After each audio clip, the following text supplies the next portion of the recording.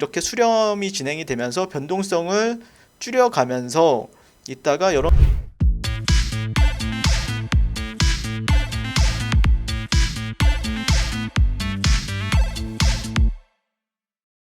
안녕하세요. 코인 명가의 리더입니다. 네, 오늘 촬영 날짜는 4월 19일 화요일 1시 25분을 지나고 있고요. 영상에 앞서서 영상 하단 링크로 코인에 대한 정보를 신청하신 분들 같은 경우에 저희 팀에서 운영하고 있는 VIP방에 무료로 입장시켜 드리고 있습니다. 네, 신청하셔서 급등할 수 있는 코인과 이제 비트코인에 대한 분석이나 아니면 시황, 그래서 트레이딩 전략까지 함께 저희가 제공해 드리고 있습니다. 네, 함께 하셔서 돈도 많이 벌어가시면 좋을 것 같고요.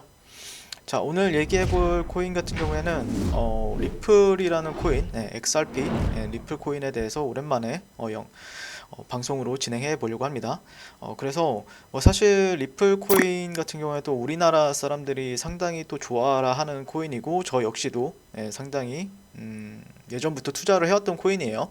네, 그래서 사실 이제 차트 분석을 위주로 좀 진행해 보려고 하는데, 근데 차트 분석 같은 경우에는 저는 개인적으로는 이 코인 같은 경우에는 뭐 단기 투자보다는 약간 큰 그림에 있어서 투자를 하고 있거든요.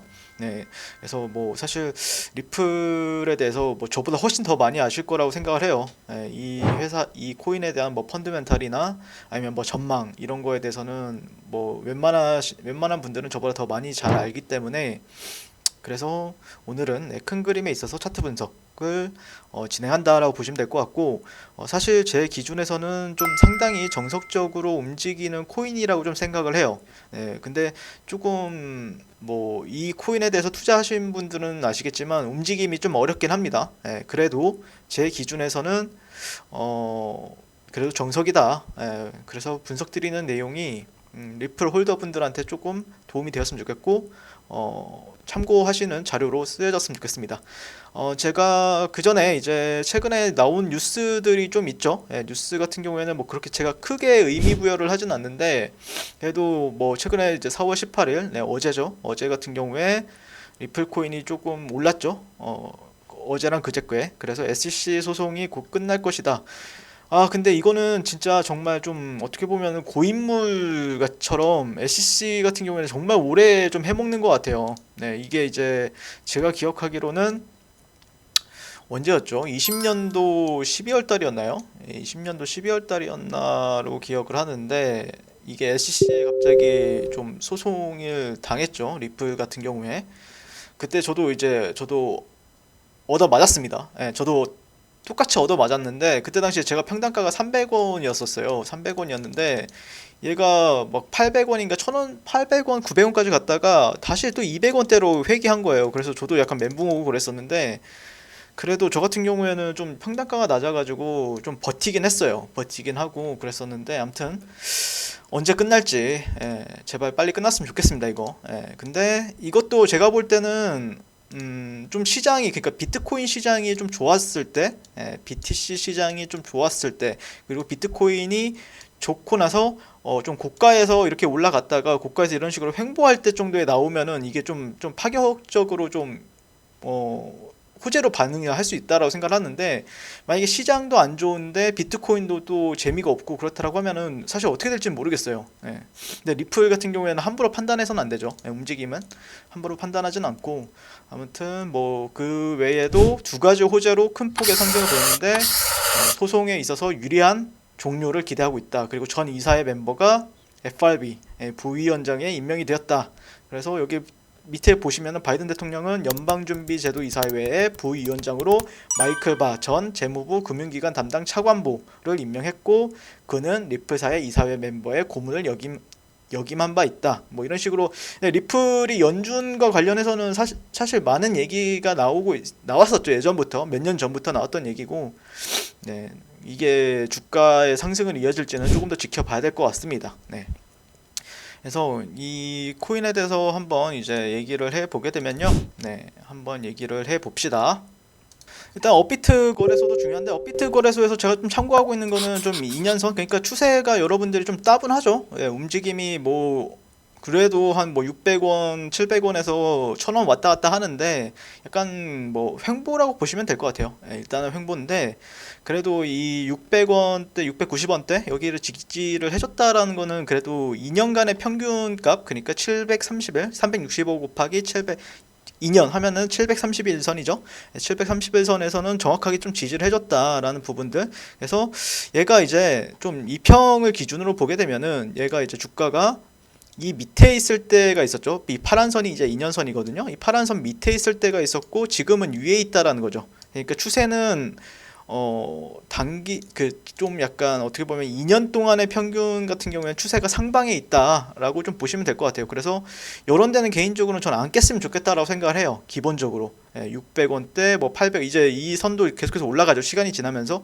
그럼 지금은 현재는 780원인데 780원이나 2년선 2년선 같은 경우에는 그래도 좀 지지해주는 게 훨씬 그 주가의 움직임에 있어서는 유리하다라는 관점이고, 그 다음에 이제 리플이 조금 상장이 되고 나서 조금 역사가 좀 있는 차트가 폴로닉스 차트예요. 그래서 폴로닉스 차트 같은 경우에 사실 저는 조금 많이 참고를 하고 있는데 일단 얘는 저는 개인적으로는 그 몇 년간의 차트를 봤을 때는 상당히 추세가 이제는 하락 추세는 절대 아니에요. 예, 절대 하락 추세는 아니다라고 생각을 해요. 하락 추세는 언제 끝났냐면은 이때 끝났어요. 이때 작년 6월달에 뭐 2,500원 정도까지 갔을 때 있었죠. 한 번에. 예, 한 몇 주 만에 2,500원까지 갔을 때가 있는데 한화 기준으로 했을 때.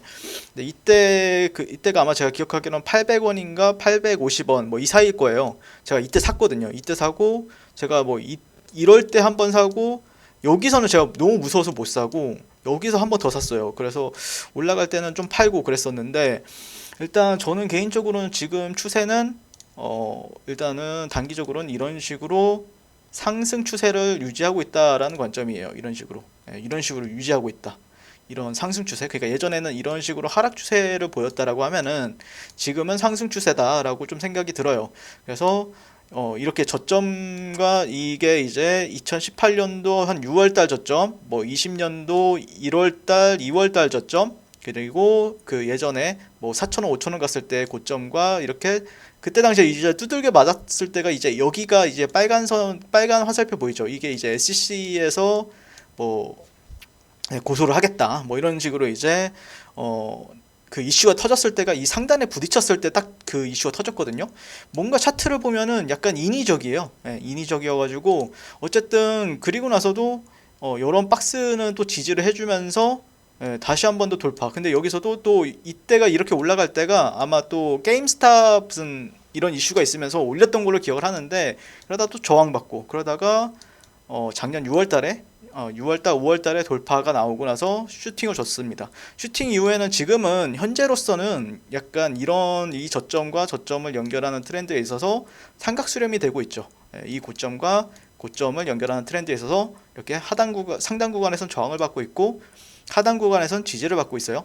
그렇기 때문에 최소한 얘가 올라간다라는 조금 시그널을 보여주기 위해서는 이 상단 구간을 한 번 정도 더 터치를 하는 게 좋을 것 같고요.